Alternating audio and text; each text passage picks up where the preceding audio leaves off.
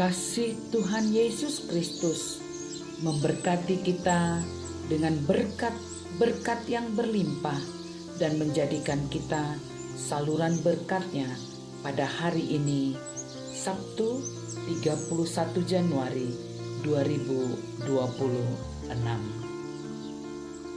Saudara-saudara, mari kita menghampiri Tuhan dalam doa kita.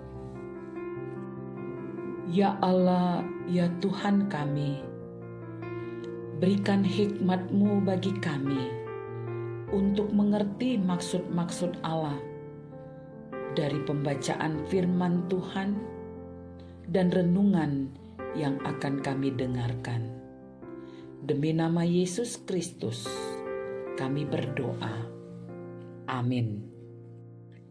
Para pendengar renungan Oasis Fajar, pembacaan Alkitab kita terdapat dalam Bilangan 16 ayat 44 hingga 50. Maka berfirmanlah Tuhan kepada Musa, "Pergilah dari tengah-tengah umat ini, supaya kuhancurkan mereka dalam sekejap." Lalu sujudlah mereka.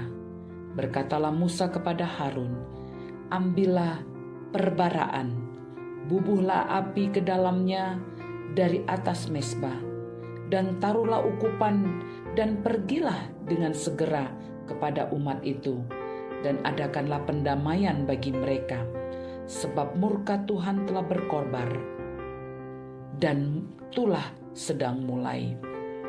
Maka Harun mengambil perbaraan seperti yang dikatakan Musa, dan berlarilah ia ke tengah-tengah jamaah itu.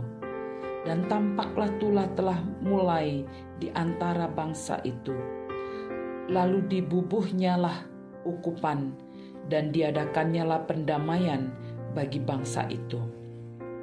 Ketika ia berdiri di antara orang-orang mati dan orang-orang hidup, berhentilah tulah itu, dan mereka yang mati karena tulah itu ada 14.700 orang banyaknya.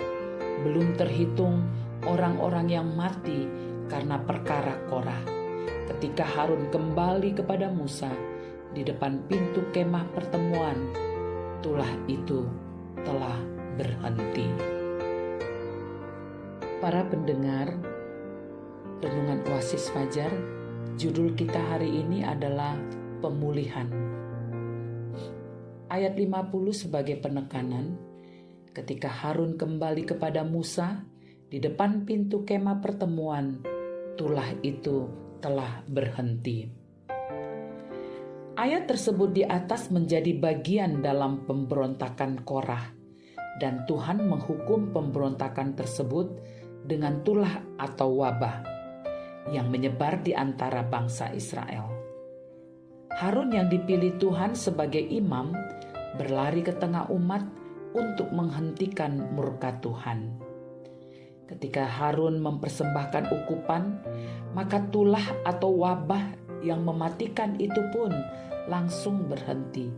Dan inilah momen pemulihan bagi umat Israel dari hukuman yang dahsyat.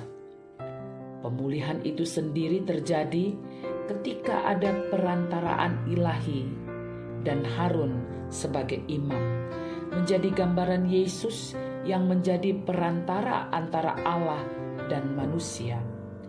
Itulah yang dikatakan Tuhan dalam firman-Nya. Karena itu, Ia sanggup juga menyelamatkan dengan sempurna semua orang yang oleh Dia datang kepada Allah.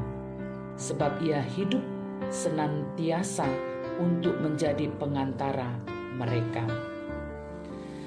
Pemulihan juga dapat terjadi jika ada pertobatan dan tindakan yang sesuai dengan kehendak Tuhan. Jadi, tidak cukup kita hanya menyadari kesalahan saja, tapi juga harus disertai dengan tindakan yang benar.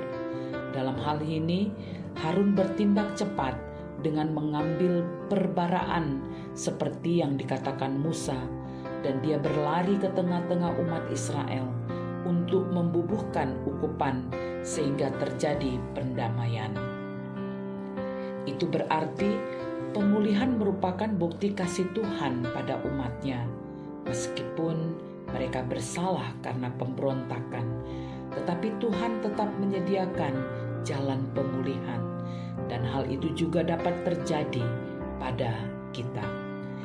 Ketaatan dan doa syafaat dapat menghentikan kehancuran dan membawa pemulihan rohani dalam hidup kita, termasuk dalam keluarga, gereja, dan bangsa kita. Karena itu, kita jangan menunda bertindak benar. Seperti Harun bertindak dan tulah berhenti, maka hal itu juga harus kita lakukan dalam hidup kita. Penegasan. Pemulihan terjadi jika ada pertobatan dan tindakan yang sesuai dengan kehendak Tuhan. Saudara-saudaraku yang kukasihi, mari kita berdoa. Kami bersyukur kepadamu Tuhan atas kesempatan yang Engkau anugerahkan kepada kami untuk mengalami pemulihan sebagai bukti kasih-Mu yang besar. Dalam nama Tuhan Yesus kami berdoa. Amin. Para pendengar renungan Oasis Fajar, inilah renungan yang diuraikan dengan penuh kasih kepada kita. Baiklah kita menjadi pelaku firman, karena pemulihan terjadi jika ada pertobatan. Tuhan melimpahkan kekuatannya kepada kita. Amin.